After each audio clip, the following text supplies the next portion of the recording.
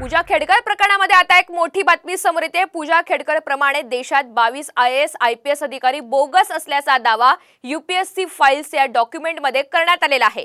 22 जणांपैकी 4 जण महाराष्ट्रामधील आहेत। विशेष म्हणजे एक जण शिक्षणाचं माहेरघर म्हणून ओळखल्या जाणाऱ्या पुण्यातील आहे। EWS चे फोटो प्रमाणपत्र तसंच दिव्यांग सर्टिफिकेट घेऊन आयोगाची फसवणूक केल्याचा दावा या डॉक्युमेंटमधून करण्यात आलेला आहे।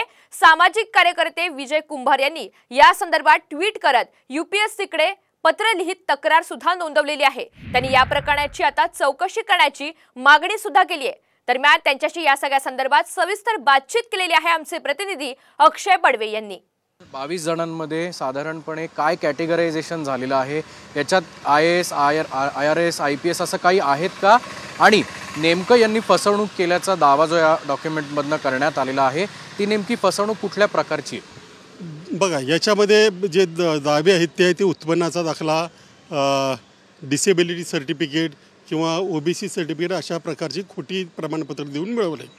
त्याच्यात काही नावंसुद्धा आहेत ज्याच्यामध्ये एक अधिकारी आपल्या पायाला दुखापत झाल्याचं सांगून नोकरी मिळवतो तिथे, आणि नंतर तो एका अभिनेत्रीबरोबर नाचतानासुद्धा दिसतो। दुसरे अधिकारी माउंटन चढताना दिसतात। तिसऱ्या अधिकाऱ्यांचे EWS सर्टिफिकेट आधीचं वेगळं होतं आणि नंतरचं वेगळं होतं। म्हणजे आणि हे सगळं UPSCच्या वेबसाईटवरची माहिती आहे। ही यातलीसुद्धा माहिती फार काही कुठून काढावी लागली अशा बाब नाही। म्हणजे एखाद्यानं आदल्या वर्षी सांगितलं असेल मी जनरल कॅटेगरीमध्ये, तर तो पुढच्या वर्षी अटेम्प्ट देताना EWSचं घेतो।